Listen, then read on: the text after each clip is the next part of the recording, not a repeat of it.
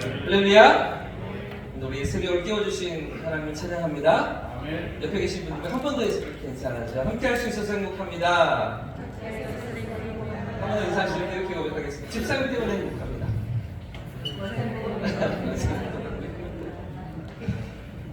여러분, 오늘 우리가 읽은 시편 16편은요 표저가 하나 붙어 있습니다. 표제예요.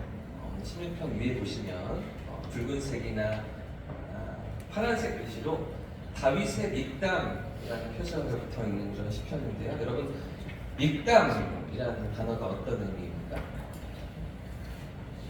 믹담. 믹담의 말의 뜻을 아십니까, 여러분? 그럼 저는 알까요? 저도 잘 모릅니다. 이 믹담이라는 말의 정확한 의미를 성경학자들도 이렇다 저렇다 정확하게 정의 내리지 못하는 것 같습니다. 역사적으로 여러 가지 해석을 해왔는데 불구하고 딱히 이거다라고 말하기가 아직은 어려운 것 같습니다. 어떤 학자들은 교훈하는 시이다, 가르침이다 이렇게 정의하기도 하고요. 또한 어떤 학자들은 히브리어로 믹담이라는 단어가 황금이라는 단어와 거의 유사해서 황금의 시다라고 해석하기도 한다고 합니다. 그러니까 시중의 시, 황금 같은 그런 소중한 시라고 또 해석을 하기도 하는데 설득력이 떨어지는 것 같습니다. 정확한 의미를 지금은 다 알 수가 없는 그런 단어인데요. 그런데 한 가지 생각해 볼 수 있는 것은 이 믹담이라는 표저어가 다른 시편에도 등장한다는 것이죠. 시편 56편부터 50편까지 5편을 모아놓았는데 다 믹담이라고 붙어 있습니다. 다윗의 믹담이라는 시편이 오늘 시편 16편 한 편과 56편부터 60편까지 이렇게 이어지고 있는 것이죠. 잠깐 찾아보실까요? 56편에 있는 그 표제어. 56편에 보시면 이런 표제어가 붙어 있습니다. 시편 56편 바로 위에 한번 읽어보실까요?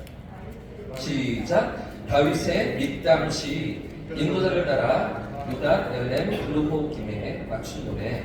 다윗이 가드에서 블레셋인에게 잡힌 때에 이렇게 되어 있죠? 자, 그러니까 어떤 상황에 고백된 다윗의 찬양입니까? 중간에 있는 건 잘 모르겠고요, 그죠? 그 뒤에 이어지는 마지막 부분에 보시면 다윗이 블레셋 사람들에게 잡혀 있었던 때, 가드에서 블레셋 사람들에게 붙잡혀서 그죠? 목숨이 경각에 달린 위태로운 때에 지은 시, 그 원수들에게 사로잡혀서 아주 위태로웠던 그때 지은 시라는 것이죠. 자, 그 다음 편 57편도 보십시오. 여기 표제어가 어떻게 되어 있습니까? 한번 읽어보겠습니다. 시작! 다윗의 믹담시 인도자를 따라 알가스에 맞춘 노래. 다윗이 사울을 피하여 굴에 있던 때에, 그죠? 어떤 상황입니까? 마찬가지로 사울에게 쫓기며 추격자가 쫓아오던 그때에 그 상황 가운데서 도피하면서 지었던 시이다인 것이죠. 58편도 보십시오. 58편에 보시면 여기는 조금 다른데요. 다윗의 믹담시 인도자를 따라 알가스에 맞춘 노래 이렇게만 되어 있는데, 그런데 이 58편의 내용도 보시면 하나님의 도우심을 그런 고백들이 이어집니다. 그 중에서도 6절 한 절만 보시면요. 6절에 하나님이여 그들의 입에서 이를 꺾으소서, 여호와여 젊은 사자의 어금니를 꺾어내시며 이렇게 표현하고 있죠. 그러니까 원수나 대적이 지금 다윗 앞에 있었던 것 같습니다. 그 원수를 향한 하나님의 심판이 나타나기를 요청하고 있는 그런 시편이 58편인데요. 자, 59편도 마찬가지입니다. 59편에도 보시면 사울이 사람을 보내어 다윗을 죽이려고 그 집을 지킬 때에 지은 시이다. 자, 마지막 60편은요. 다윗이 아람 나하라임과 아람 소바와 싸우는 중에 요압이 돌아와 에돔을 소금 골짜기에서 쳐서 12,000명을 죽인 때에 지은 시이다. 그러니까 치열한 전투가 벌어지고 있는 것이죠. 그런 상황 가운데 하나님 앞에 나아가는, 하나님께 올리는 것, 찬양의 고백, 간구의 고백이었다는 것인데, 여러분, 그러니까 믹담이 무엇입니까? 믹담. 그죠? 간절함이 있는 것 같죠? 뭔가 위태로운 상황이 있는 것 같습니다. 뭔가 심각한 문제가 있었을 때 그때 하나님 앞에 부르짖었던, 그때 하나님 앞에 나아갔던 기도이자 강구였다는 것 아니겠습니까? 자, 그래서 여러분 오늘 우리가 읽은 시편 16편 말씀을 다시 돌아와서요, 16편 1절을 보시면 어떻게 시작하고 있습니까? 1절 말씀 같이 읽어보겠습니다. 시작. 하나님이여 나를 지켜주소서 내가 주께. 같은 맥락이죠? 같은 분위기입니다. 하나님 나를 지켜주소서 내가 주께 피하나이다. 하나님의 도우심이 필요한 상황인 것 같습니다. 하나님의 보호하심이 필요한 것 같습니다. 그런 삶의 자리를 지나면서 하나님 앞으로 나아가고 있는 다윗의 모습, 어떤 위기 가운데, 심각한 위기 가운데 어쩌면 내 힘으로 도저히 헤쳐나갈 수 없는 그런 삶의 자리 속에서 하나님 앞으로 나아가는 다윗의 찬양의 고백, 다윗의 간구의 고백, 그런 시편이 오늘 시편 16편이라는 것이죠. 사랑하는 여러분, 오늘 우리는 위기를 만날 때 어디로 나아가고 계십니까? 내 삶에 찾아오는 장애물들 앞에서 우리는 어디에 서고 계십니까? 여러분은 어디에서 도움을 구하고 계십니까? 지난주 금요일이었는데요, 저희 아이들이 경산에 놀러 갔습니다. 저희 아이들이 친한 친구들도 이제 경산에 많이 있고요. 또 인생의 절반 이상을 경상에서 살다 보니까 좀 친구들 보고 싶어서 한 번씩 갑니다. 그래서 지하철 타고 두 녀석이 영대 앞에 가서 탕후루도 사 먹고 인생 네컷 사진도 찍고 코너도 다니고 뭐 이러면서 놀다가 다시 돌아오고요. 또 어떤 날은 이제 친구 집에서 하룻밤 자고 그러고 오는데, 지난 금요일 날도 이제 그 녀석 자기는 둘이서 경산에 가서 토요일 날 들어왔어요. 하룻밤 자고 왔는데, 그런데 제가 잘 갔다 왔냐고, 무슨 일 없었냐고 아이들한테 물어보니까 어떤 집사님을 만났다는 거죠. 그 친구 집에서 놀다가 그 친구랑 이제 교회 앞에 있는 중국집이 하나가 있습니다. 저희 자주 가던 중국집인데요, 거기에 친구랑 세 녀석이 가서 짬뽕 사 먹고, 그리고서 이제 금요기도에 경산에서 참여하고 그리고 돌아오는데, 식당에 갔다가 중국집에 갔다가 어떤 집사님을 만났다는 거예요. 이 집사님이 너무 반가우면서 너 이 목사님 딸 아냐? 이렇게 알아보시더니 얘들은 집사님을 잘 모르는데 저한테 막 이렇게 주머니를 뒤져서 용돈을 주려고 하는데 카드밖에 없는 거죠. 그래서 되게 민망해 하시더니 조금만 기다려봐라 막 그러시더니 너 금요기도에 오냐? 막 이렇게 얘기하시더니 교회에서 이 녀석들을 다시 찾으셔서는 어떻게 돈을 마련하셔서 10,000원씩 용돈을 주셨다는 거예요. 자, 근데 제가 그분을 이렇게 누구냐고 물어보는데 이름을 모르잖아요, 이 녀석들이. 성도들이 많이 계신데 그래도 감사의 마음은 이렇게 표현해야 되겠는데 누군지 알 수가 없는 거. 어떻게 생기셨냐? 키는 얼마나 되냐? 몇 살 되고 있냐? 계속해서 묻는데 결국은 알아냈습니다. 어떤 집사님인지 제가 이제 알아냈습니다. 그리고 오늘 금요일 밤이었기 때문에 연락을 못 드리고 토요일날 연락을 드렸는데, 이 집사님 저랑은 좀 과거에 관계가 있는 집사님이셨습니다. 이 집사님 처음 나오실 때, 처음 교회를 나오실 때 환자복을 입고서 교회를 나오셨거든요. 2015년도에 금요기도에 환자복을 입고서 링기를 들고서 교회를 찾아 나오신 집사님이었어요. 그때는 뭐 집사도 아니었죠. 성도도 아니었죠. 그 교회 등록한 분이 아니었습니다. 나중에 보니까 그 환자복을 입고 이렇게 앉아있는데, 금요기도에 나와있는데 찬양도 하고 말씀도 듣는데 당황스럽잖아요. 링게를 받침대를 들고 왔다니까요. 이런 집사님, 이런 한 여자분을 뵐 때에 의아해 하잖아요. 어떤 상황인가 궁금하잖아요. 근데 나중에 알고 보니까 가정폭력이었습니다. 남편이 때려서 실제 천주성산병원에 입원해 계신 상황이었습니다. 근데 도저히 병원에 누워있을 수가 없었던 것 같아요. 너무나 마음이 애가 타서 기도는 해야 되겠는데, 찾아보다가 금요기도회가 있는 교회를 찾다가 택시를 잡아 타고 넘어오십니다. 환자복에 입고. 그리고 그날 밤에 이제 기도를 참석하고 돌아갔는데 수소문을 해서 그분을 알게 되고, 제가 담당하는 지역에 주소지가 있다는 것을 알게 되고, 그리고 이분은 이제 돕기로 그러면서 어떻게 도와야 되나, 하나님 기도하면서 하나님 인도하시는 구하는. 근데 이 가정을 보니까요, 남편하고 더 이상 살 수가 없는 상황인 거예요. 유치원생 아들, 또 딸, 그 두 자녀들이 있는데 급하게 이제 뭐 친정에 보내놨었고 이제 병원에서 퇴원을 하면 어딘가에 들어가 살아야 하잖아요. 근데 갈 데가 없는 거죠. 남편 때문에. 남편이 이제 조금은 되게 위협적으로 행동을 하고 그리고 이제 아주 심각한 상황이었기 때문에 같이 살 수 없는 상황 가운데 저희 성도님들과 제가 이렇게 좀 기도하면서 마음을 모으게 되었습니다. 시청에 근무하던 집사님이 한 분이 계셔서 이렇게 저렇게 도울 수 있는 방법을 알아보기 시작했고요.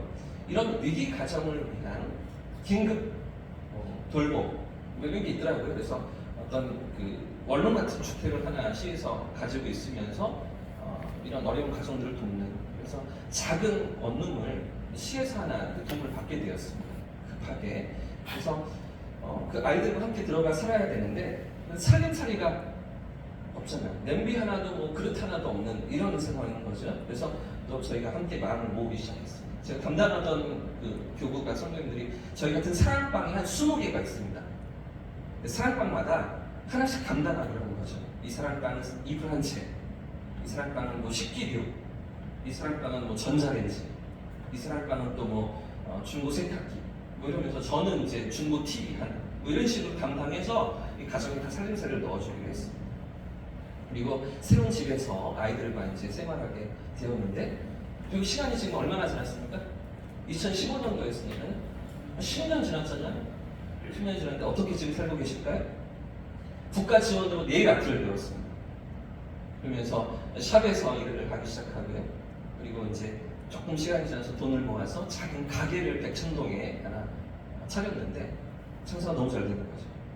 저보고 또 오라고 눈썹 좀 그려주겠다고 눈썹이 조금 흐린 것 같다 하면서 네일 아트하고 눈썹 문신하는 집사님이신데 부끄러워서 못 갔습니다. 이렇게 해주는 게 조금 민망해서 잘 가지 못했는데 너무 잘 되는 거죠. 입소문이 나기 시작하면서 너무 잘 돼서 이 가게가 조금 이렇게 잘 유지가 되고 또 이 집도 조금 넓은 데로 옮겨서 살고 있다는 그런 이야기를 듣게 되는 거죠. 저희 아이들에게 이렇게 10,000원씩 용돈도 지어줄 수 있을 정도로 10년 사이에 24의 삶이 완전히 달라지는 그런 회복이 일어나고 있는 것입니다. 여러분 제가 지금 무슨 이야기를 하고 있습니까? 제가 지금 어떤 이야기를 하고 있습니까? 제 자랑을 하고 있죠? 그렇지 않습니다. 환자복을 입고서라도 하나님 앞으로 나가는 거예요. 여러분 생각해 보십시오. 링겔 바지 들고서 교회 나오시겠습니까? 주일 예배라고 찾아 나오시겠습니까? 그 정도로 애가 타는 마음이 하나님 앞에서 자기 삶을 돌아보면서 자기 인생을 고민하면서 하나님 아니고서는 방법이 없겠습니다. 하나님 은혜가 아니고서는 도저히 살아갈 길이 보이지 않습니다. 그러면서 하나님 은혜 가운데 나아가는 그런 성도님. 그 집사님이 나중에는 이제 제자 훈련도 하고 사역 훈련도 하면서 진짜 하나님 앞에서 믿음으로 서는 그런 모습들을 제가 보는데요. 여러분 하나님 앞으로 나아가는 성도님들 되시길 축복합니다. 위기를 만날 때마다 하나님 앞에 서는 거죠. 그 하나님의 도우심 앞으로 우리가 나아가는 것입니다. 더 이상 길이 보이지 않는다고 생각됩니다. 여러분 그분 앞에 어떤 계획이 있었겠습니까? 또 병원에 입원해 있으면서 어떤 인생의 계획들이 있었겠습니까? 어떤 꿈을 꾸고 어떤 미래를 그릴 수가 있었겠습니까? 자기 혼자 힘으로는 도저히 방법이 없는 거죠. 하나님 앞에 나아갈 때 하나님 앞에 그 인생이 설 때에 길이 열리는 것입니다. 지금 다윗이 그런 믿음으로 하나님 앞에 나아가고 있는 것이죠. 하나님이여 나를 지켜주소서 내가 주께 피하나이다. 하나님이여 나를 지켜주소서 내가 주께 피하나이다. 이 고백으로 하나님 앞에 나아가고 있는 걸 보겠습니다. 자 그런데 여러분 오늘 본문에서 또 하나 중요한 것은 이런 다윗의 간구와 요청이 1절뿐이라는 것입니다. 이 한 절뿐이라는 것이죠. 뭐 어떤 상황인지 모르겠지만 어떤 문제 앞에 있는지 모르겠지만 그의 기도와 간구와 간청이 1절에서 끝나고 있다는 것입니다. 2절부터 이어지는 마지막 11절까지의 말씀은 간청이 아닙니다. 찬양입니다. 내가 믿는 하나님이 어떤 분이시냐 내 삶 가운데 역사하셨던 하나님의 도우심이 어떤 것들이었는가 이런 찬양의 고백을 그 뒤에서 이어내고 있는 것이죠. 1절의 상황은 하나님이 나를 지켜주셔서 내가 주께 피하나이다 부르짖고 간구할 수밖에 없는 그런 위기 가운데 있는데도 불구하고 이어지는 고백들은 무엇입니까? 기도가 아닙니다. 더 이상 간구가 아닙니다. 더 이상 도와주십시오. 더 이상 나를 지켜주십시오. 나와 함께 해주십시오. 이런 고백들이 아니라는 것이죠. 찬양이 이어지고 있는데요. 여러분 그 위기 속에서 다윗이 어떻게 나아가는가 보십시오. 자, 2절부터 4절까지의 말씀입니다. 2절부터 함께 읽어보겠습니다. 시작. 내가 여호와께 아뢰되 주는 나의 주님이시오니 주밖에는 나의 복이 없다 하였나이다. 땅에 있는 성도들은 존귀한 자들이니 나의 모든 즐거움이 그들에게 있도다. 다른 신에게 예물을 드리는 자는 괴로움이 더할 것이다. 나는 그들에게 드리는 피의 전제를 드리지 아니하며 내 입술로 너희 이름도 부르지 않으리로다. 아멘. 여러분 첫 번째 단락에서 나타나는 다윗의 고백이 무엇일까요? 지금 2절부터 4절까지 어떤 고백을 다윗이 하나님 앞에 드리고 있습니까? 내게는 주님밖에 없습니다. 이 고백인 것이죠. 주밖에는 나의 복이 없습니다. 다른 신에게 예배하지 않을 것입니다. 다른 이름을 부르지 않을 것입니다. 다른 곳으로 나아가지 않을 것입니다. 다른 데 머리 숙이며 도움을 구하지 않겠습니다. 하나님, 제게는 주님밖에 없습니다. 당신밖에 없습니다. 이 믿음의 고백으로 나아가고 있는 것인데요. 두 번째 단락도 보십시오. 5절부터 이어지는 7절까지 말씀 같이 읽어보겠습니다. 시작. 여호와는 나의 산업과 나의 잔의 소득이시니 나의 분깃을 지키시나이다. 내게 줄로 재어준 구역은 아름다운 곳에 있으며 나의 기업이 실로 아름답도다. 나를 훈계하신 여호와를 송축할지라. 밤마다 내 양심이 나를 부르나도다. 아멘. 다윗의 두 번째 고백이 무엇입니까? 여기까지 인도하시는 하나님이시라는 것입니다. 지금 이 자리까지 인도하시는 분이 하나님이십니다 라는 것이죠. 나의 산업과 나의 필요를 채워주시는 분, 내게 기름진 땅을 내어주시며 아름다운 복을 허락하신 분, 지금까지 인도하신 분이 누구시라고요? 내 기도를 들으시는 하나님, 그 하나님이 여기까지 나를 인도하셨습니다. 이런 믿음의 고백을 올려드리는 것이죠. 주님밖에 없습니다. 그 당신이 여기까지 나의 삶을 인도하셨습니다. 라는 마지막 세 번째 단락이 있습니다. 이어지는 8절부터 10절까지의 말씀 한번 더 읽어보겠습니다. 시작. 내가 여호와를 항상 내 앞에 모시며 그가 나의 오른쪽에 계심으로 내가 흔들리지 아니하리로다. 이러므로 나의 마음이 기쁘고 나의 영도 즐거워하며 내 육체로 안전히 살리니 이는 주께서 내 영혼을 수월에 버리지 아니하시며 주의 거룩한 자를 멸망시키지 않으실 것입니다. 아멘. 여러분 다윗의 마지막 고백이 무엇입니까? 앞으로도 인도하실 것입니다. 주님만으로 충분합니다. 주님밖에 없습니다. 여기까지 인도하신 분이 당신이십니다. 오늘까지 내 삶을 붙드신 분이 당신이십니다. 당신께서 앞으로도 인도하실 것입니다. 내 삶의 걸음도 여전히 인도하고 계시잖아요. 내 미래도, 내 삶의 모든 걸음도 주님이 붙들고 계시잖아요. 이런 믿음의 고백으로 나아가는 것이죠. 할렐루야! 이 믿음으로 오늘 이 새벽 나아가는 저와 성도님 되시길 축복합니다. 내 마음에도 기쁨을, 영혼에도 즐거움을, 내 육체에도 안전함을 주시며 내 삶을 인도하실 것입니다. 이런 다윗의 고백이 오늘 우리의 고백 되시기를 주님의 이름으로 축복합니다. 여러분 이 새벽 우리가 주님 앞에 나아갈 때 우리가 주님 앞에 맡겨야 될 우리 삶의 문제들이 무엇입니까? 우리가 주님 앞에 내려놓아야 할 우리 삶의 기도의 제목들이 어떤 것들이십니까? 주님밖에 없습니다. 내 삶의 소망은 주님뿐입니다. 고백하는 것입니다. 여기까지 인도하셔서 오늘까지 붙드셨잖아요. 앞으로도 인도하시는 내 삶의 걸음을 여전히 붙드시는 그 하나님 앞에 이 새벽 우리의 삶의 문제를 가지고 나아가는 저와 성도님들 되시기를 주님의 이름으로 축복합니다. 그래서 그렇게 하나님 앞으로 나아갈 때 하나님께서 어떻게 책임져 주실까요? 자, 마지막 11절 말씀인데 11절도 같이 읽어보겠습니다. 시작. 주께서 생명의 길을 내게 보이시니 주의 앞에는 충만한 기쁨이 있고 주의 오른쪽에는 영원한 즐거움이 있나이다. 할렐루야. 할렐루야. 주께서 생명의 길을 내게 보이시리니 누가 우리의 삶의 길을 열어주시고 누가 우리의 삶의 소망이 되어주시고 힘이 되어주시고 주께서 생명의 길을 내게 보이시고 오늘도 그 인도하심을 따라 나아가는 우리 성도님들 되시기를 예수님으로 축복합니다. 이렇게 찬양하고 기도하겠습니다. 찬양.